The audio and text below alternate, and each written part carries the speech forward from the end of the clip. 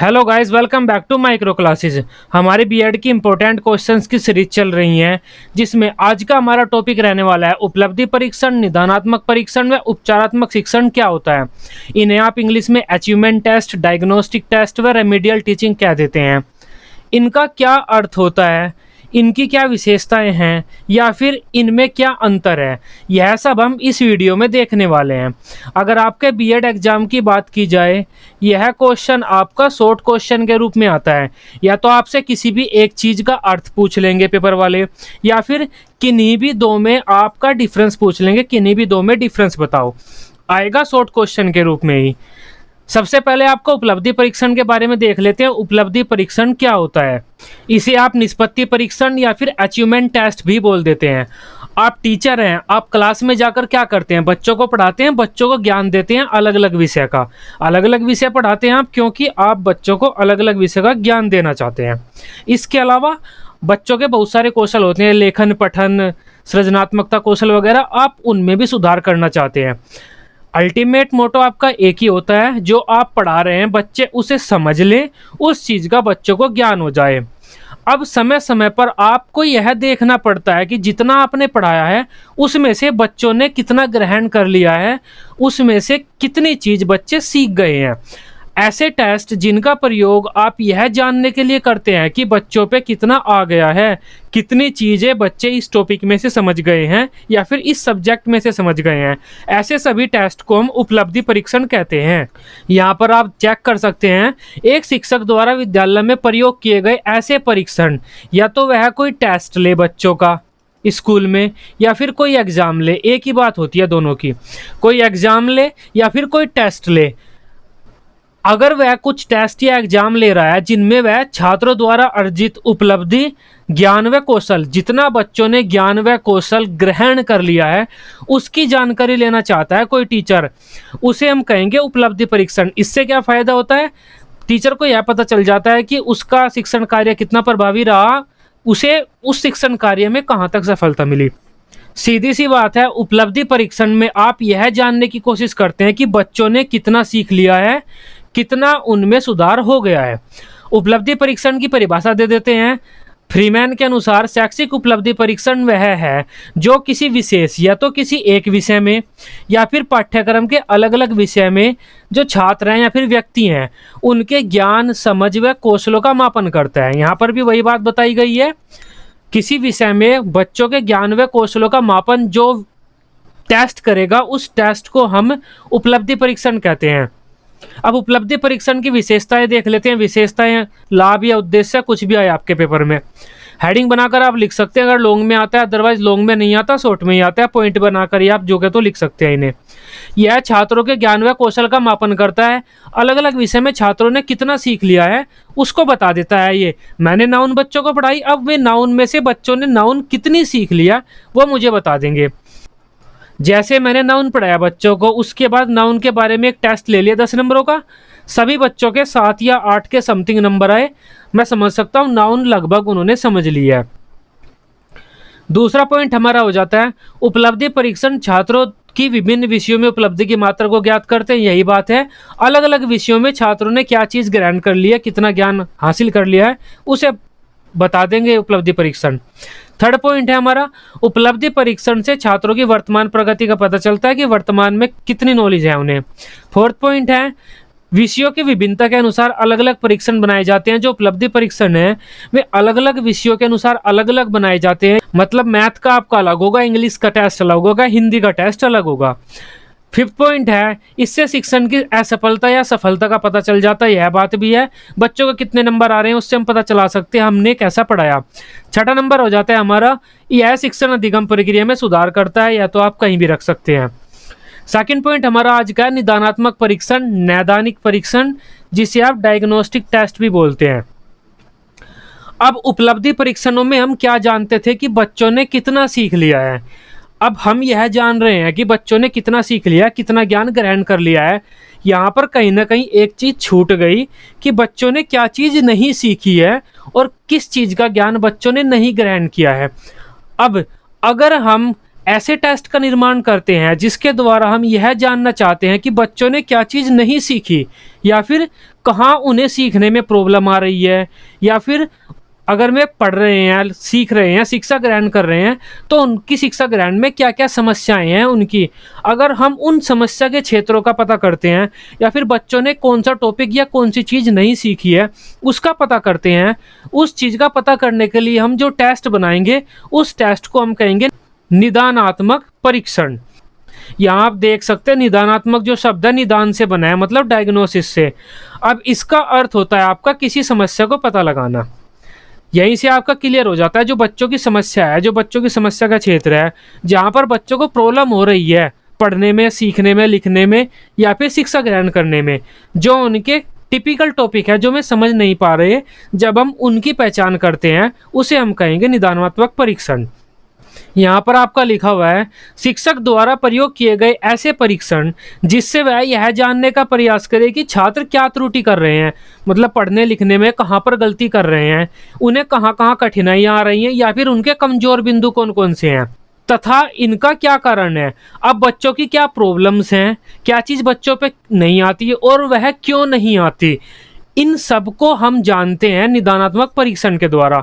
जो बच्चों की प्रॉब्लम्स हैं उन प्रॉब्लम्स को जानते हैं निदानात्मक परीक्षण के द्वारा। इसके साथ साथ उन प्रॉब्लम्स के क्या कारण हैं यह भी हम जानते हैं। मैंने बच्चों का इंग्लिश का टेस्ट लिया। अब इंग्लिश के टेस्ट में मैंने उन्हें नाउन के क्वेश्चन दिए कुछ बच्चों को, कुछ मैंने उन्हें प्रोनाउन के क्वेश्चन दे दिए, कुछ उन्हें एडजेक्टिव के क्वेश्चन दे दिए बच्चों को। अब बच्चों ने क्या किया, नाउन वाले क्वेश्चन सारे कर लिए, एडजेक्टिव वाले क्वेश्चन सारे कर लिए। अगर मैं इन्हें देखता हूँ कि अच्छा बच्चों ने इतने कर लिए, इनके आधार पर उनके नंबर आ गए 10 में से 6, यह हो जाता है हमारा उपलब्धि परीक्षण। लेकिन अगर मैं यहाँ एडजेक्टिव पर फोकस करता हूँ, अच्छा तो उन्होंने एडजेक्टिव के सवाल नहीं किए, क्यों नहीं किए, शायद एडजेक्टिव मैंने नहीं पढ़ाया या एडजेक्टिव पढ़ाने की मेरी जो विधि थी वह गलत थी। अगर मैं इस टॉपिक पर फोकस करता हूँ, इसे हम कहेंगे निदानात्मक परीक्षण। बच्चों ने क्या सीख लिया है उस पर फोकस करता हूँ तो आपका उपलब्धि परीक्षण। बच्चों ने क्या नहीं सीखा है उस पर मैं फोकस करता हूँ, वह हो जाता है हमारा निदानात्मक परीक्षण। अब निदानात्मक परीक्षण की परिभाषा देख लेते हैं। गुड के अनुसार निदानात्मक परीक्षण वह परीक्षा है जो सीमित विषय क्षेत्र, मतलब किसी एक विषय में छात्रों की उपलब्धियों का मापन कर यह पता लगाकर कि अच्छा ये चीज़ बच्चों पे आती हैं, उसके बाद उनकी कमजोरियों का पता लगाकर कि अब ये चीज़ बचती हैं जो बच्चों पे नहीं आती हैं, उपचारात्मक शिक्षण हेतु या फिर उपचारात्मक कार्य हेतु आधार प्रदान करता है।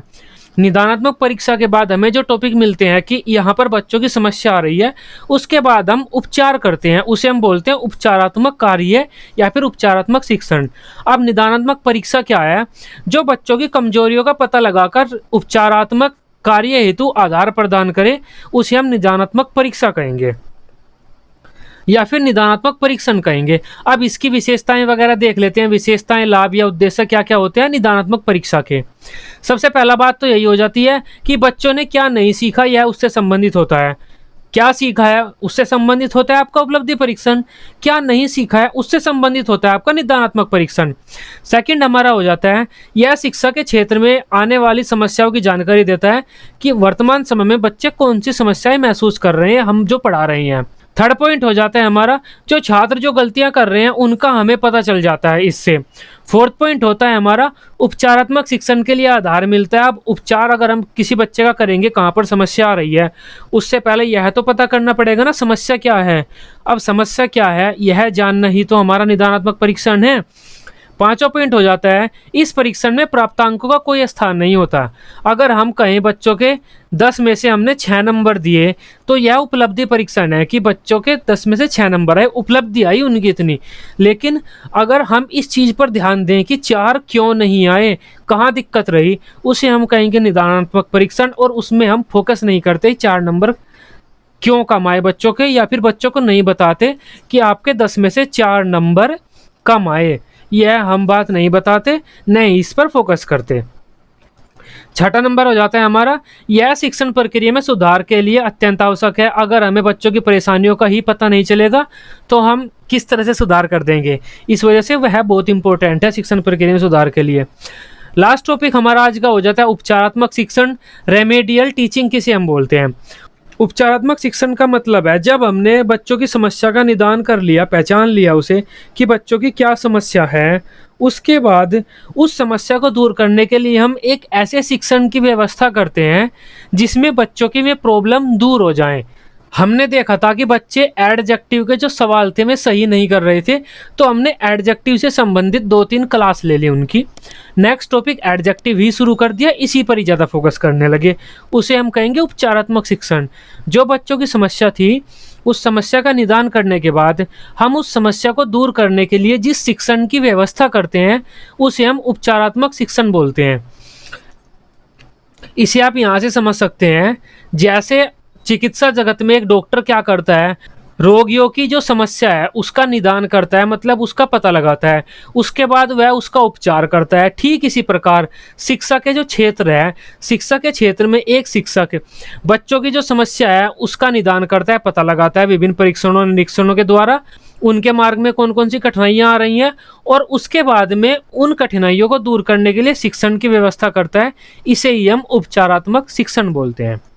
अब उपचारात्मक शिक्षण की परिभाषा देख लेते हैं। योकम व सिम्पसन के अनुसार आपके योकम जो सिम्पसन महोदय हैं, ये दोनों आपके उपचारात्मक व निदानात्मक शिक्षण में काफ़ी इंपॉर्टेंट माने जाते हैं। उपचारात्मक शिक्षण उस विधि को खोजने का प्रयास है, एक ऐसी चीज खोजने का प्रयास है जो छात्रों को अपनी कुशलता, विचार की त्रुटियों को दूर करने में सफलता प्रदान करे।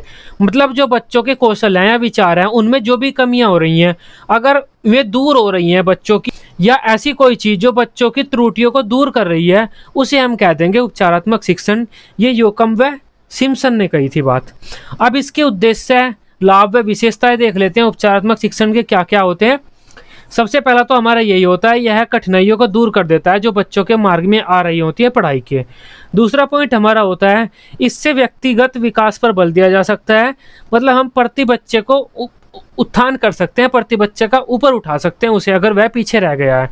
थर्ड पॉइंट होता है, इससे हीन भावना को दूर किया जा सकता है। कुछ बच्चे क्लास में पिछड़ जाते हैं, वे सोचते हैं हम इंटेलिजेंट नहीं है, उनकी इस भावना को दूर किया जा सकता है। चौथा नंबर हो जाता है, उपचारात्मक शिक्षण शिक्षण को प्रभावशाली बनाने में सहायक होता है। सही बात है, इसे तो आप कहीं भी लिख सकते हैं। पांचवा नंबर है, यह मुख्यतः पिछड़े बच्चों की मुख्य धारा से जुड़ने में मदद करता है। मुख्य धारा मतलब जो हमारे मेन बच्चे जिस धारा पे चल रहे हैं वह मुख्य धारा होगी, और जो कुछ बच्चे पिछड़ गए हैं, वे मुख्य धारा से जब पिछड़ जाते हैं, हम उनकी रेमेडियल टीचिंग करके, मतलब उनके लिए स्पेशल क्लास देकर, उसे रेमेडियल टीचिंग ही तो बोलते हैं, जो टॉपिक आप पे नहीं आता उसकी हम आपको स्पेशल क्लास दे देंगे जिससे आप भी मुख्य धारा से जुड़ जाएंगे। लास्ट पॉइंट हो जाता है, यह निदानात्मक परीक्षण के बाद का कार्य है। It is a post diagnostic test. निदानात्मक परीक्षण के बाद ही हम उपचारात्मक शिक्षण करते हैं। यह हमारा आज का टॉपिक था। उपलब्धि परीक्षण किसे कहते हैं, निदानात्मक परीक्षण किसे बोलते हैं, उपचारात्मक शिक्षण किसे बोलते हैं। अंतर भी आप इनमें समझ ही गए होंगे। उपलब्धि परीक्षण, बच्चे क्या जानते हैं, मतलब कितना ज्ञान बच्चों को है, जो ज्ञान बच्चों को है उसके बारे में उपलब्धि परीक्षण होगा। अब जो ज्ञान बच्चों को नहीं है, क्या चीज बच्चे नहीं जानते, क्या ज्ञान बच्चों को नहीं है, वह होगा हमारा निदानात्मक परीक्षण। अब जो ज्ञान नहीं है उसका इलाज क्या है, अगर हम वह इलाज करते हैं उस इलाज को कहेंगे हम उपचारात्मक शिक्षण। पहले नंबर पर हम यह देखते हैं कि बच्चों ने कितना सीख लिया है। अब दूसरे नंबर पर हम यह देखते हैं कि बच्चों ने कितना नहीं सीखा है और क्यों नहीं सीखा है। तीसरे नंबर पर जो बच्चों ने नहीं सीखा है, हम उस नहीं सीखने के लिए शिक्षण की व्यवस्था करते हैं, उसका ट्रीटमेंट करते हैं, मतलब हम ऐसी व्यवस्था करते हैं जिससे बच्चे सीख लें।